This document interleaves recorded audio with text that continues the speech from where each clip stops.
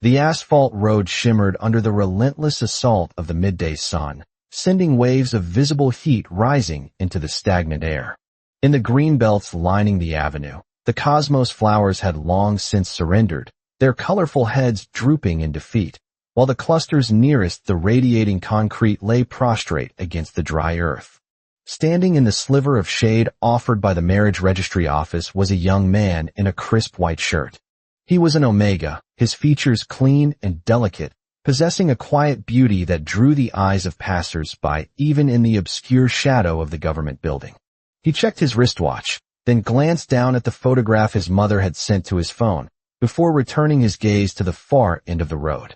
This was Gary, a dutiful son who, bowing to the demands of his family, was currently waiting to consummate a business alliance through marriage. Precisely as the second hand on his watch swept past the 20-minute mark past 10, a sleek black Porsche Cayenne rolled into view. It pulled to the curb with a purr of engineering perfection. The driver's door opened, and a pair of long, suit-clad legs stepped out, followed by the rest of a tall, imposing figure. Gary looked up, his eyes traveling the length of the man until they met a face defined by deep, sculpted contours and sharp eyebrows. This was an Alpha. As soon as he exited the vehicle, the man pulled out his phone, squinting slightly against the harsh glare of the sun as he tried to decipher the image on his screen. This was Joe, the CEO of the Lu Corporation. Nearing 27, he had finally been matched with a suitable Omega. It wasn't that Joe lacked admirers. There had been plenty of Omegas circling him over the years. But the great CEO had a heart made of spreadsheets and quarterly projections. He had been too busy building an empire to spare a moment for romance. Joe stood by the hood of his car for a moment, unable to see his screen clearly in the blinding light. Giving up, he turned and began walking toward the entrance of the registry. He glanced briefly at the young man standing in the shadows, an Omega, and found himself looking a second time, inexplicably drawn to the stranger's calm presence. It wasn't that Joe had any improper thoughts. He simply appreciated beautiful things, and this young man was objectively aesthetic. Gary, meanwhile, was observing the Alpha walking toward him. When the man's gaze lingered only for a moment before he marched resolutely toward the doors, Gary assumed he was mistaken. He hadn't managed to get a good look at the man's face, and since the stranger had walked right past him, Gary figured he was there for other business. The Omega shrugged internally and returned to his vigil in the corner, watching the street. It was only when Joe stepped into the building's shadow that he could finally see his phone screen clearly. In the next second, the CEO looked at the photo, then whipped his head around to look back at the young man outside. The realization hit him instantly. Joe didn't hesitate. He pivoted on his heel and walked back out. His footsteps were light despite his size, and he reached the Omega before the young man noticed his return. Up close, Joe took the opportunity to observe his betrothed. Gary was staring into space, his dark bangs falling just past his eyebrows, framing eyes that seemed to catch and refract the sunlight. This is the Omega I'm marrying, Joe thought. His heart gave a strange, singular thump against his ribs. Just a little skip, nothing major, he told himself. Joe cleared his throat, his mind wandering slightly as he spoke with characteristic bluntness. Hello? Are you here to get a marriage license with me? Gary frowned, looking up in confusion. Realizing how abrupt he sounded, Joe felt a flash of embarrassment. He quickly corrected himself. I apologize. What I meant to ask is, are you my arranged partner? My partner is Mr. Gary Sue. Gary finally got a clear look at Joe's face. Comparing the man standing before him with the photo his family had provided, the pieces clicked into place. This was indeed his fiancée. However, the Omega was slightly taken aback by the Alpha's stiff, boardroom-style greeting. Oh, yes, right, Gary stammered, straightening his posture. Hello? How should I address you? Hello, Joe said, extending a hand. My surname is Lu. I'm Joe. Pleasure to meet you, Gary replied, shaking the hand gently. I'm Gary. They stood there for a moment, exchanging business cards as if closing a merger rather than starting a marriage. So, Gary asked, holding the card with both hands, should we go in and get the license now? Might as well, Joe replied, checking his watch. Since we're already here. Okay, Gary said.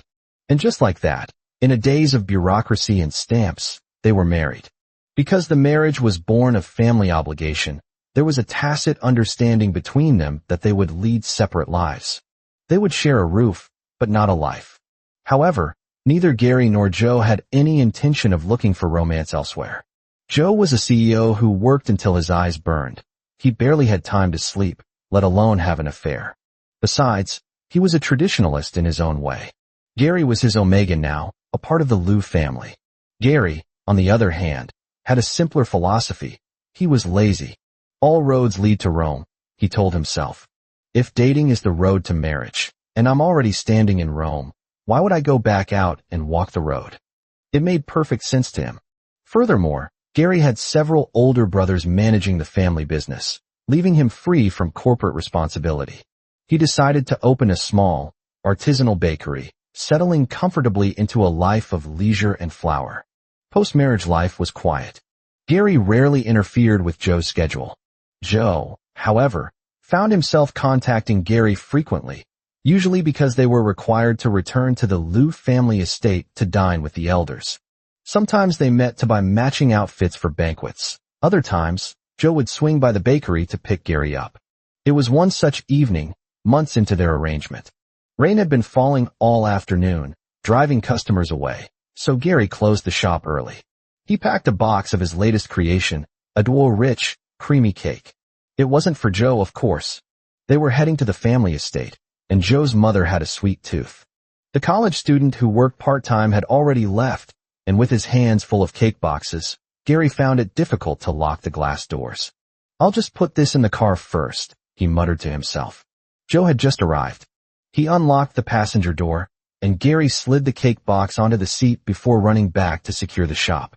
Joe sat in the driver's seat, exhausted. He had been in meetings for 10 hours straight without a meal. He looked at the cake box on the passenger seat. The aroma of vanilla and fresh cream wafted through the cardboard, teasing his empty stomach. By the time Gary returned to the car, shaking the rain from his umbrella, the cake box was significantly lighter. In fact, only the wrapper remained. Joe, the dignified CEO, looked at Gary with a tinge of guilt. He had intended to eat just one bite. But one bite became two, and suddenly 3/4 of the cake was gone. He had reasoned that bringing a half-eaten cake to his mother would be rude, so he had heroically finished the rest to hide the evidence. Gary's cakes were exceptional. The Omega worked with focus and passion, and the result was delicious. Joe liked it. But, he reminded himself, he only liked it a little bit. Just because they were married didn't mean he was obsessed with his baking. That cake, Joe started, his voice trailing off. Gary stared at the empty wrapper, then turned a questioning gaze to the Alpha. Joe felt the heat rise in his neck. He looked out the window at the rainy street, his voice dry as he offered an explanation. I just tasted it for Mom. Quality control. Seeing the CEO's evasive eyes, Gary was suddenly reminded of a toddler caught stealing cookies. A small smile tugged at his lips. It's fine, Gary said gently. So, how was the taste? Joe's ears twitched. The Omega didn't seem angry. He turned back, his eyes bright. Delicious. Really? Gary asked. You are very good at this, Joe affirmed, nodding vigorously. Truly. Thank you, Gary said, ducking his head shyly.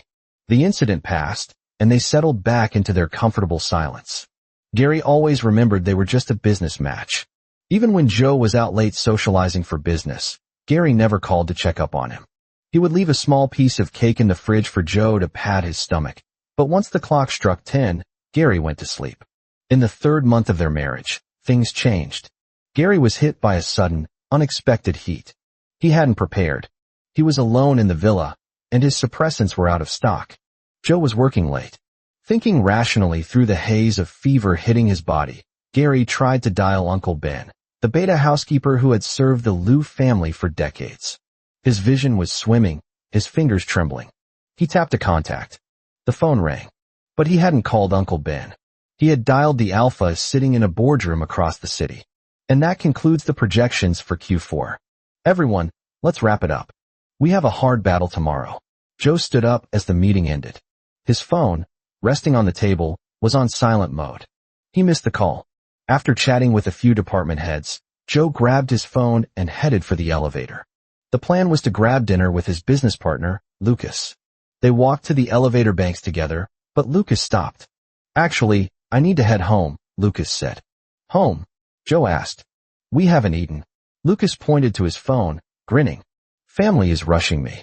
Family, Joe repeated. For some reason, his mind instantly flashed to his own family, Gary, and the little cakes Gary made that suited his taste so perfectly. Lucas pressed the elevator button, checking his phone repeatedly. I didn't check my phone during the meeting. In just that short time, he urged me to come home several times. Joe frowned. He heard the tone in Lucas's voice. It sounded like a complaint, but it was dripping with affection. The elevator door slid open.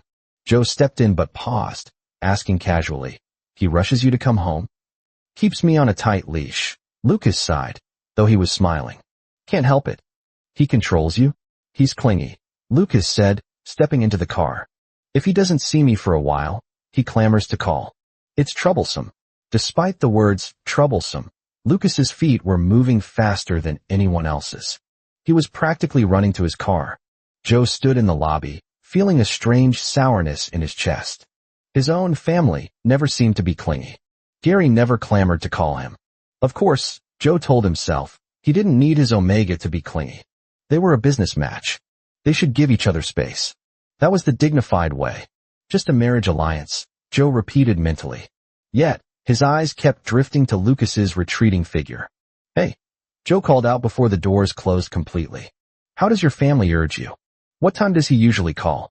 How many times? Every day. Lucas blinked. Cough. Joe cleared his throat, realizing he sounded desperate. I mean, I'm not envious. Just curious about the sociology of it. Lucas chuckled. Sure, Joe. Sure. When Joe finally got back to his office to pack up, he looked at his phone. He hadn't checked it all evening. He assumed, as usual, there would be no messages from Gary. But there was a notification. One missed call. Joe froze. He stared at the screen. 3 missed calls. Is the Omega rushing me home too? Joe wondered. A tiny spark of anticipation lit up in the bottom of his heart. Just a tiny spark, he assured himself. He didn't even bother shutting down his computer. Joe grabbed his keys and stormed out of the office like a whirlwind. As he strode toward the parking garage, he dialed Gary back. Asterisk ring. Ring. Asterisk no answer. Joe walked faster. He passed Lucas in the garage. Joe pointed to his phone ostentatiously, mouthing the words, Family is rushing me too. On the third call back, the line finally connected.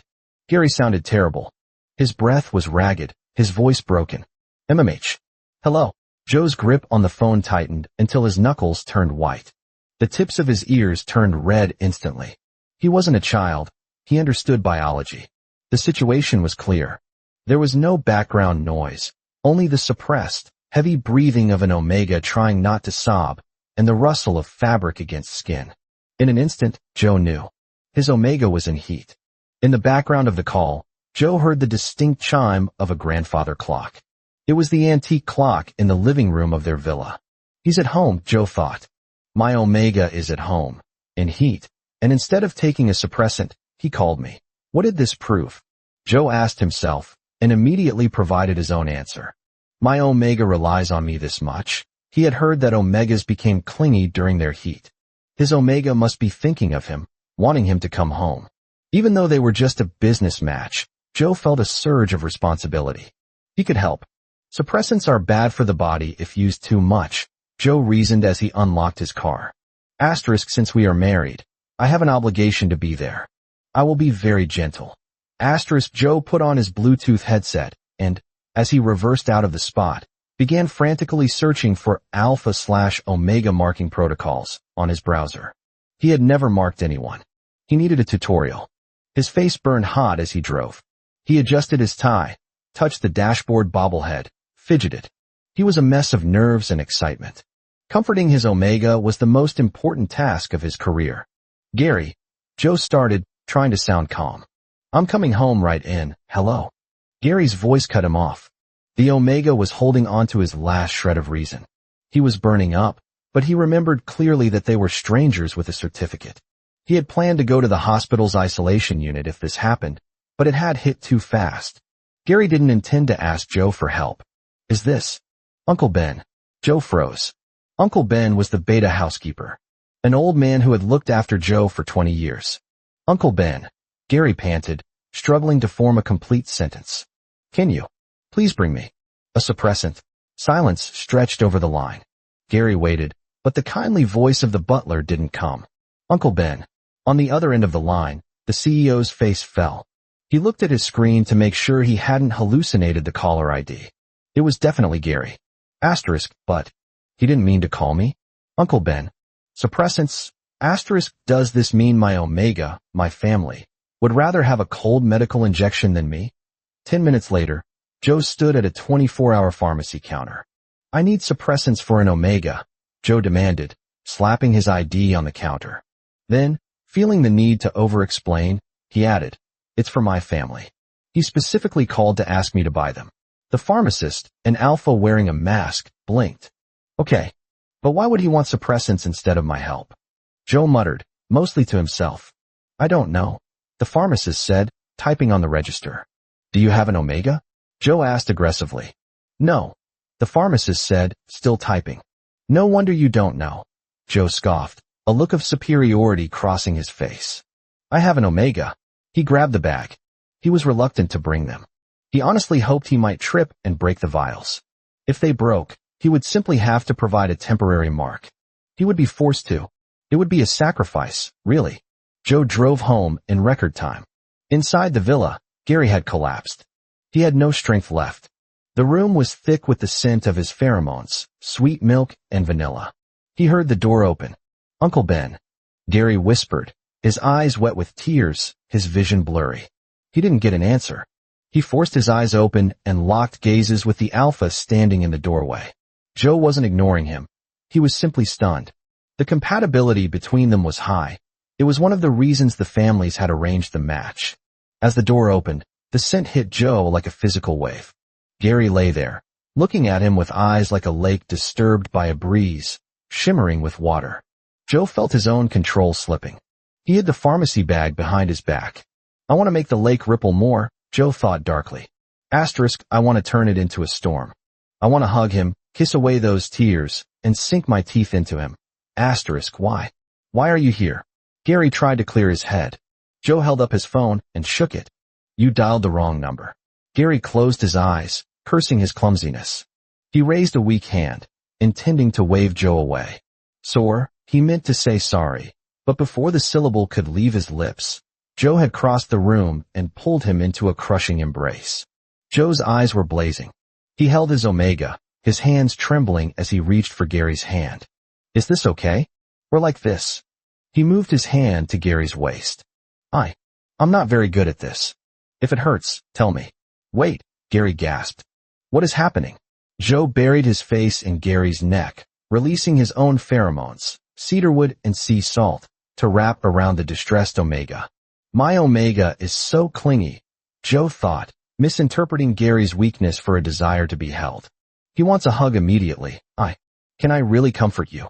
Joe asked, his voice rough. Although I haven't done this before, I studied the theory in the car. I promise I'm better than a suppressant. Try me, Joe pleaded. The night was thick. The pheromones crashed against the walls like waves against a reef.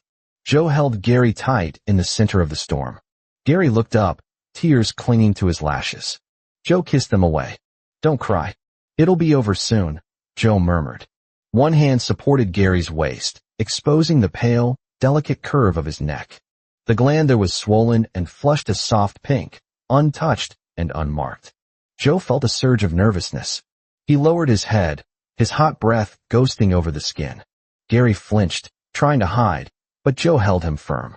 The cedarwood scent became gentle, licking over the gland.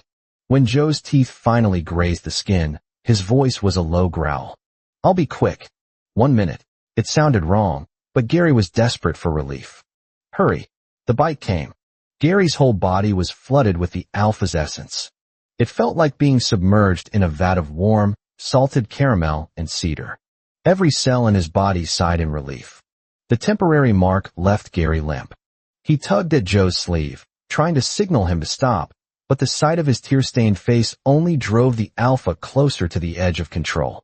1 minute stretched into eternity. For the first time since their marriage, they slept in the same bed. The next morning, The alarm rang 3 times. Neither of them moved. When Gary finally woke, his head was resting on a muscular arm. Joe was already awake. He had washed up and was currently simmering a pot of plain porridge in the kitchen. MMH. Gary sat up, the smell of rice bringing him back to reality. The events of the previous night came rushing back. Gary felt a wave of embarrassment. They were just a business arrangement. They weren't dating. What they had done was, strictly speaking, a breach of contract. Just a temporary mark, Gary told himself. Asterisk, I won't ask him to take responsibility. I called the wrong number, after all. Asterisk, he walked downstairs. Joe was at the stove. About last night. Gary started, trying to sound professional. Let's just treat it as an accident. Joe spun around and leaned in, planting a quick, lemon toothpaste-flavored kiss on Gary's lips. Don't worry. Joe beamed. I will take responsibility. Gary blinked. You? Responsible? But, are you still in pain? Joe asked anxiously. You must tell me. No, I. Joe grabbed Gary's hand. I will be responsible. Since we are together now. He leaned in and pecked the corner of Gary's mouth. Can I call you honey now? Wait. Gary panicked. Isn't this moving too fast? Honey. Joe barreled on. Ignoring the protest, the porridge is warm. I followed a tutorial. I failed twice, but this batch looks good. Want to try? Gary found himself sitting at the table, spooning porridge into his mouth in a daze. Honey, how is it? Joe asked, his eyes shining like a golden retriever waiting for a ball to be thrown. Joe had planned to stay home and pamper his Omega, knowing that postmark Omegas needed comfort. But in the afternoon, his assistant called with an emergency. He had to go to the office. At the door, Joe tied his tie. Honey, Lucas's partner calls him every night to rush him home for dinner. Gary was resting on the sofa, half asleep. MMH. Every night. Joe emphasized. Got it, Gary mumbled. Every night. Joe arrived at the office. He took off his suit jacket and draped it over his chair, then meticulously rolled up his sleeves. When Lucas walked in, he saw his CEO sitting there with his forearms exposed. Lucas sat down to discuss the new project. But every time he spoke, Joe's arm would flash in front of his face. Cough. Joe cleared his throat as he reached for a file. The Zhao family is watching this project. Lucas said. Cough, cough. Joe reached for a pen, flashing his inner arm again. Finally, Lucas looked. On the inner side of Joe's forearm, there was a small, red scratch. What happened to your arm? Lucas asked. Oh, nothing, nothing. Joe waved it off dismissively. Then he thrust his arm under Lucas's nose. Last night. My family was so clingy. He scratched me. Does your partner get that wild? Joe left the meeting feeling deeply satisfied. That night, Joe was in a late meeting. Unlike his usual focused self, he had his phone placed prominently on his right hand. Time ticked by. Joe checked his phone every 30 minutes. Then every 10. Then every 2. 9:30 p.m. Outside, rain began to fall. The phone remained silent. The meeting ended. People filed out. Lucas's phone rang. Joe pretended to look at paperwork, but his ears swiveled like radar dishes. Hello. Lucas answered softly. Okay, babe. I'm getting off work now. It's raining? You're coming to pick me up? Okay, I'll wait. Lucas hung up and saw Joe staring at his phone with the intensity of a bomb disposal expert. Mr. Lou, not going home. No, Joe said stoically. I'm waiting for my honey. My honey promised to call me. Just like your babe promised to pick you up. Lucas left. Joe watched his taillights vanish into the rain. The minute hand kept turning. 1 circle. 2 circles. At home, Gary was finally waking up from a nap. The temporary mark made him lethargic. He picked up his phone and remembered Joe's parting words. Asterisk every night? Call. Was that a hint? Asterisk Gary hesitated. Calling late at night felt intimate. Too intimate for a contract marriage. But he remembered the way Joe had looked at him. At 9:52 p.m., Joe's phone finally lit up. Joe picked it up within 1 second. Honey, Joe shouted. I'm not cold. Thanks for asking. I knew you'd call. I've been waiting. He sprinted out of the office. He passed Mike, the security guard. Mr. Lou, Mike asked. Working late. Exception today, Joe said, pointing to his phone. Cough. Family rushing me. Does your family rush you? Mike blinked. It's my night shift, sir. You have to work the night shift alone? Joe looked at him with pity. Your family doesn't call? Mike pointed to a thermos on his desk. My wife sent dumplings. Zucchini and egg. Delicious. Joe, who hadn't eaten all day waiting for the call, felt his stomach growl. Oh, Joe made the 30-minute drive in 15. Honey, I'm home, he shouted from the foyer. Gary came down the stairs. Don't call me honey. Joe paused, taking off his watch.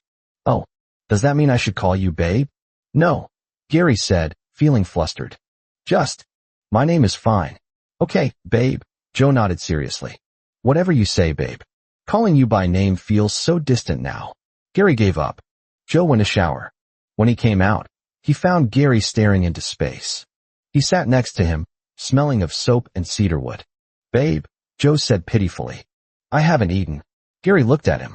Oh, Joe waited. He waited for the script. Asterisk, what do you want? I'll cook for you. Asterisk, it didn't come. I haven't eaten, Joe repeated, nuzzling his wet hair against Gary's neck. Mike the security guard was eating dumplings. Homemade. I told him I wasn't jealous because my family makes cakes. Was I right, babe? Gary sighed. Under the gaze of the large, wet puppy man, he walked into the kitchen. It was a disaster. There were no baking supplies. Only half a pack of noodles and some greens.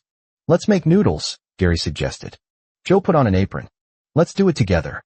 Gary read the recipe on an iPad. Joe washed the lettuce. Joe boiled the water. He tasted the soup. No flavor. He added salt.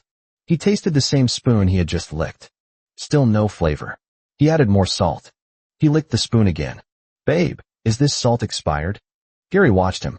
Joe, have you considered stirring the pot and using a fresh spoon? They ordered takeout. Zucchini and egg dumplings. That night, Gary went back to his own bedroom. The temporary mark was fading, but Joe's scent lingered on him. Gary sat on his bed, feeling a strange hollowness. He looked around his room. It looked like a hotel suite. All his toiletries were travel-sized samples. His clothes were mostly in his suitcase, ready to zip up and leave at a moment's notice. He had never unpacked. He had never planned to stay. Knock, knock, babe. Joe's voice came through the door, sounding muffled. Can I come in? My rut. I think my rut is starting. Gary sat up. A rut? Babe. Joe knocked again. It hurts. Gary opened the door. Joe was standing there, hugging a pillow, looking pathetic.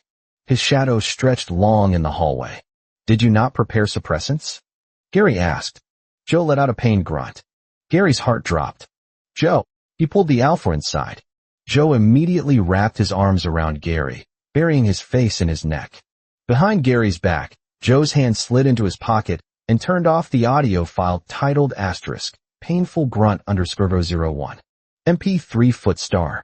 Earlier that day, Joe had joined a group chat called asterisk, Alpha Strategies for Winning the Heart in Arranged Marriages. Asterisk, he had downloaded the files, The Art of Vulnerability and the Green Tea Alpha Playbook. Babe, Joe whimpered. Holding you makes it better. Can I sleep here? I can sleep on the floor. Just let me be near you. Gary felt his resolve crumbling. It was just a marriage. Just a contract. But the alpha was so warm, and the heartbeat against his chest was so real. Just for tonight, Gary whispered. Okay, Joe beamed. Wait 1 second. Joe dashed out. He returned a moment later, pushing open Gary's door with confidence. He stopped. He looked at the room. The dust covers on the TV. The travel bottles. The suitcase. Did you just pack? Joe asked, his voice dropping. Gary didn't know how to explain that he had never unpacked. Sorry. As you can see, I'm always ready to Leah. Gary stopped. He felt a sudden surge of sadness. He was stating a fact, but it felt like a goodbye. Joe grabbed his hand. You packed because you wanted to move in with me, right? Just like I brought my pillow to you. We are thinking the same thing. What? Gary blinked. Come on. Joe grabbed the suitcase. No wife of mine lives out of a suitcase unless it's to travel to my bedroom. Before Gary could protest, he was being dragged down the hall. Joe marched him into the master bedroom. Welcome home. Joe patted the bed. He opened Gary's suitcase. He took out the travel bottles and lined them up next to his full-sized ones on the vanity, arranging them by height. He hung Gary's clothes next to his, letting the fabrics touch. See? Joe pointed to the mingled items. Now it's a home. He turned on the heater, blasting hot air into Gary's face. Feel the warmth of home, babe. It's Warm, Gary sweated. Like a volcano. The next morning, Gary woke up wrapped in Joe's duvet. The scent of cedarwood was everywhere. He went to brush his teeth. His travel toothpaste was gone. In its place was a tube of Joe's lemon toothpaste, with a note. Asterisk, oops. I knocked yours over and lost it. Use mine. Asterisk, Gary brushed his teeth, tasting the lemon. It felt familiar. When he returned to the bedroom, he saw the metal muzzle, the bite guard, sitting on the nightstand. Joe had worn it during the night to prevent himself from biting Gary without permission during the rut. Joe walked in, holding warm water. Did I kick the blankets last night? Gary asked, seeing the duvet on the floor. Cough. Joe looked away. Babe, I kicked it. You were hugging the blanket instead of me. I got jealous. Gary flushed red. Joe walked over and kissed him. It tasted of lemon toothpaste. Same flavor. Joe murmured against his lips. Fate. You hid my toothpaste, Gary accused weakly. I'm taking responsibility, Joe countered, deepening the kiss. Winter arrived. Gary's birthday was in late December. He hadn't told Joe, assuming the workaholic CEO wouldn't care. He woke up to a bouquet of 100 red roses being shoved into his face. Happy birthday, babe. Joe was standing on a hoverboard in the bedroom, wearing a charcoal suit, wobbling slightly. The hoverboard was painted in rainbow colors with a weird blob drawn on the front.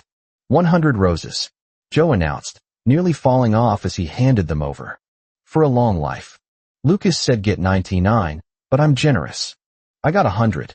If I wasn't 25, I'd be thrilled about the long life comment, Gary laughed. That evening, Joe blindfolded Gary and led him into the garden.